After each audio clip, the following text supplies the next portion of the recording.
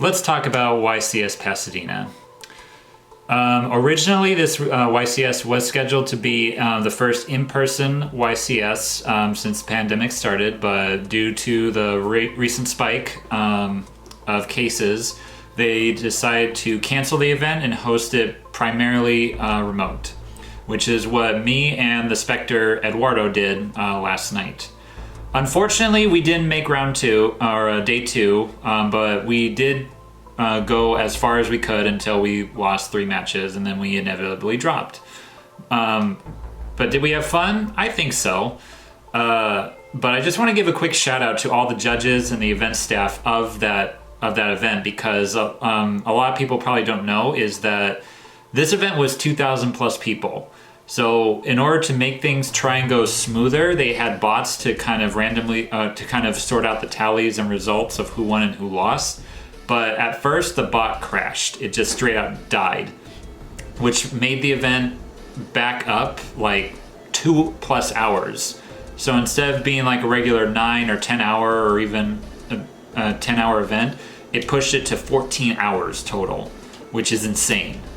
So just a quick shout out to all the judges and event staff. They did a fantastic job. And to those who were saying that, the whole delay is all their fault, no, it wasn't. Stop talking out of your ass. The judges worked their asses off to try and get the event going as quickly as they did, and I just want to give a quick shout out to them because they did their best, and they got the event finished, and that's all that matters. So we're here to talk about the deck that I used in the YCS, Mystic Mine. Yes, hate me all you want in the comments. I don't give a damn anymore. I'm a proud Mystic Mine player. I'm a proud stun player. I've said it from day one. I don't give a damn. And if you don't like it, then too bad. You can rage quit or complain all you want, which is actually what happened. But I'll get more into that more into that later on. I don't remember off the top of my head what my rounds were, but I'll put the list up right here for you to see. I only went through about, I believe, 7 rounds. I think I only went 7 rounds until I lost, and then I dropped and didn't play the remaining 2. But yeah, I think that the record stands for itself, and I think this deck performed rather well compared to the meta. So just without further ado, let's just go ahead and get right into it. So let's start out with the monster lineups. The main monster that you will definitely want to run is 3 Amano Iwado. This thing is absolutely bonkers, because let's say that your opponent has a full board of monster negates. As soon as you normal summon this, they can't do anything, because his summon does not start a chain, so your opponent can't activate any of their monster quick effects. And once this guy hits the field, they're basically locked out, and you're free to do any of your searches or any of your plays. And during the end of the turn, he returns back to your hand. But we'll get more into why he's significant in just a bit. The remaining ones are 3 Droll and Lockbird and 3 Dimensional Shifter. These are the only hand traps that I play because they're the ones I think best complement this deck. Mainly because on their own, these things can flat out end turns. Ash Blossom, Ghost Ogre, Ghost Bell, Skullmeister, even Nibiru, they don't really necessarily end the turn right there, but these have the power to do so, just for how insane they are. Because Droll and Lockbird can stop some of the best decks of the format, like Sword Soul, Flunderies, and Dimension Shifter can stop PK Fire, it can stop Tri-Brigade, and all that stuff. So yeah, I run 3 of these, no less. You could experiment with other hand traps, but I found most success with these. And that's it for the monsters. Now let's get into the main card of the deck, obviously. 3 Mystic Mine, the card that has caused so much controversy since Max C in this game. Now, before you head to the comments and just bash this card, I personally think that it's necessary in this game right now. Because a lot of people's biggest complaints is that if you drop this, then your opponent can't, you basically can't play the game. Okay, well, that can be said with a lot of the other decks nowadays. Look at Sword Soul. As soon as they set up their board with Baroness, with their level 8, and with Protoss, what can you do? As soon as you set up your board with Drytron, with Herald of Ultimateness with a bunch of negates in hand, what can you do? If we look at Eldritch, board full of floodgates with Eldritch on the field, what can you do? Again, Dragon Link, they set up their board full of negates. What can you do? It's no different. The biggest difference that people say is that those decks take skill, and Mystic Mine doesn't take skill, but the end result is still the same. So it doesn't matter if the end result is still the same. It doesn't matter what road you take. The road ends to the same thing. So you basically are being hypocrites when you're saying that this thing should be banned, when you all top meta players are doing the exact same thing. Okay, rant over. So for those of you who are not living under a rock, basically Mystic Mine's effect is that while it's on the field, whoever controls the more amount of monsters on the field cannot activate monster effects from anywhere, and they cannot attack. But if at the end phase, if both players control the same number of monsters on the field, then this card is destroyed. So that's where Mono Iwado comes in.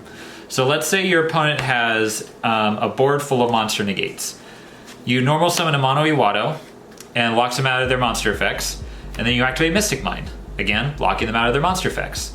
And during the end of the turn, a Mono Iwado's effect activates, since you are probably going to be the only one with a single monster on the field. It returns to the hand, and now they're still locked out. And now you have no monsters on the field, so they can't just link summon into one monster and then just kill it at the end of the turn. It's simple, which is why Mono Iwado is godly in this deck.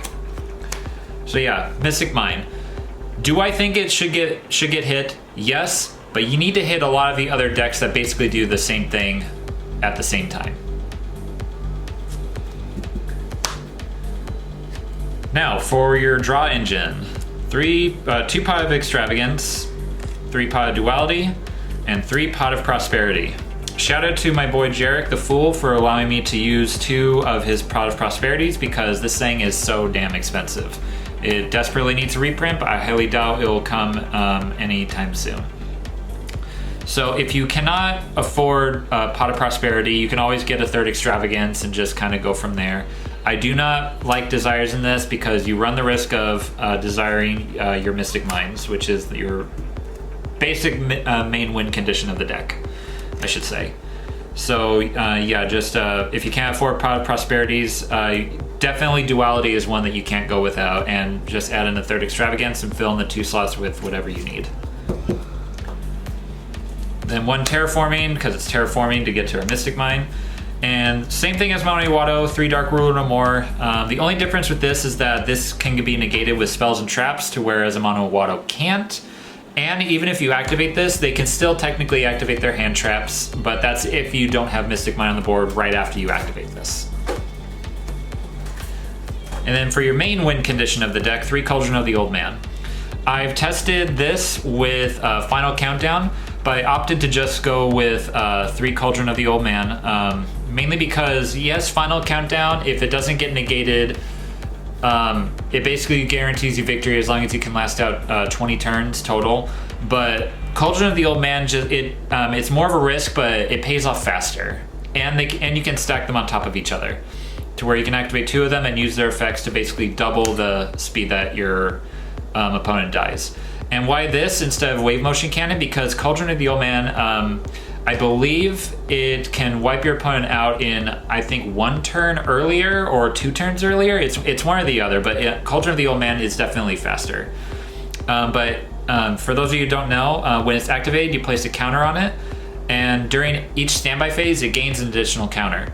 And once per turn, you can either choose to burn your opponent for 300 for each counter on it, or gain life points for 500 life points for each counter on it. So if you have 2 on the field, you can just use 1 to burn and 1 to gain back life points, and basically guarantees you victory if you're close to time. Or just burn them twice and go twice as fast. It's up to you. 2 Twin Twisters for Backrow hate. This deck's biggest weakness by far is definitely Imperial Order. That card, while I do love the card, I do think it probably should get hit on the list, because it is just a lockout for an entire third of the game's mechanic. But if it doesn't get hit, I'm not gonna complain because again, I like the card. But using this deck, it's not great. So it's always good to have a quick play spell to activate in response to it if you don't have your judgments or your any other negations. Why Twin Twisters instead of Cosmic Cyclone or MST?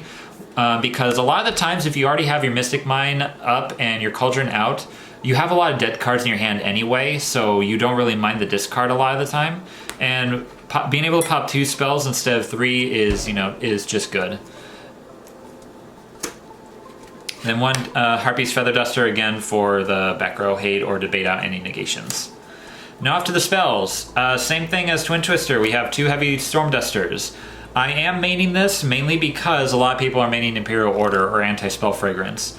So if they activate it and it's too late for you and you already have this in hand, you just set it, and during the next turn you just activate it and then pop their Imperial Order or any other of their stuff to go.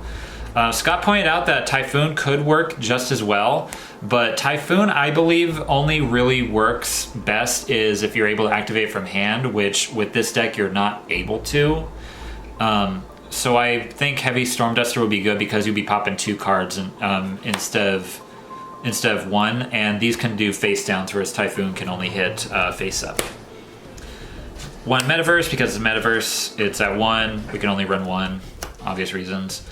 And since this is a going second build, 3 evenly matched. I was a little skeptical about this, but Ed the Spectre convinced me that evenly matched would be a great idea, mainly because of Eldritch. I actually didn't face any Eldritch or didn't see any Eldritch at the YCS yesterday, which was really surprising to me. But this was still good because I used it against the Sky Striker player. Even though I did lose, I was still able to resolve it, which was a big blowout for him. Then for our negations, we have 3 Solemn Judgment and 3 Dark Bribes, because once you get your mind set up, you need protection, and those are the best ones. A lot of people have told me, why don't you use Solemn Strike? If you have Mystic Mine already up on the field, you don't need Solemn Strike. It's literally a wasted spot. And then the extra deck is literally just waking the dragon targets. Ultimate Falcon, Last Warrior from Another Planet, 3 Exterio. These are the best ones. Ultimate Falcon's unaffected. Last Warrior is prevents either player from summoning, and Exterio is multi-negation for spells and traps.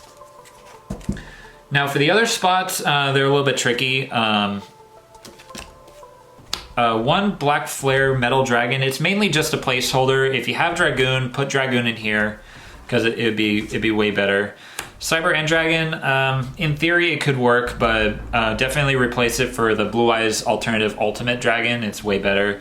And then when Boral Sword Dragon, just it's Boral Sword Dragon.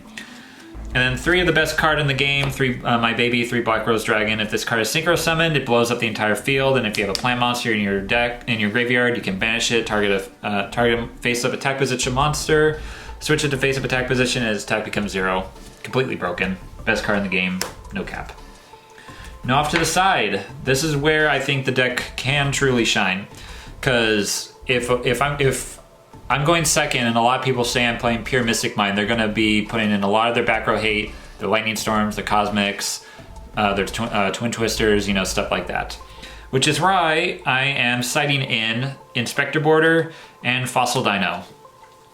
Because a lot of the times, people do not expect this. And I have won a few of the games yesterday because I summoned Inspector Border and they really weren't expecting it.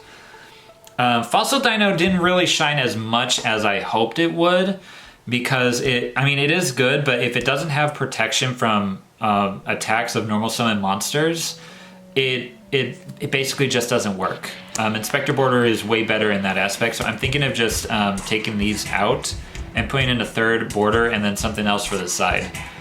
Or I might just put in the Moonmere Shields in the side too if I decide to keep them in here. But again, it's up to you. You can experiment any way that you want. Lava Golem, mainly for Sword Soul. I almost won a game against Sword Soul in my later matches with this because he had his Blackout face down, and I Lava Golemed his 2 Synchro Monsters, which basically shut out the Blackout. Then I activate Mystic Mine, and then we just proceeded to game 2. So yeah, Lava Golem is a big blowout, mainly against Sword Soul again, but you can do it for any of the top tier decks to remove their stuff. And 3, Demise of the Land. If I choose to go first and I set this while having a border out, if they do get rid of my border, I have this in the wings to get Mystic Mine out and then proceed with my plays.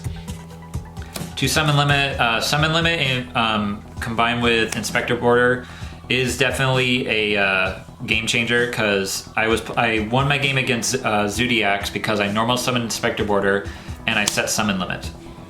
And when he got into his Brawl Bowl and he attacked directly, and as soon as he attacked, I knew he was going to go into Zeus, so I activated Summon Limit, so it just stalled him out, and he basically just scooped from there. So yeah, Summon Limit, really good. 2, Waking the Dragons. It's Waking the Dragons. I didn't resolve it once, to be honest, because there really wasn't a game that I felt I needed it. So I might just take it out and rearrange the extra deck in a different way. If you have any suggestions, let me know. And probably the most unique card in the side deck is 2 Royal Decree. This was mainly for Eldritch and Subterror or Altergeist if I ever ran into them, but I never did. It never left my side deck, but those decks are still running around, so I am going to keep it. I have been playtesting this online and at my locals, and I have resolved this against an Eldritch player a few times, and it is definitely a blowout as long as they don't have the Eldritch in their hand to remove it, which is why Border would be good in it too, because you normal summon Border and you have this, then they basically can't play. It's as simple as that. And guys, that is going to do for the deck. If you somewhat enjoyed it, because I know most of you probably didn't, please like, comment, subscribe, hit the bell for notifications. If you have any suggestions for any kind of other stun decks that you think would be good for this format or for next format if the ban list hits, which it probably is sometime next week, then let me know. Please comment down below any suggestions for any future videos, and we will catch you guys later.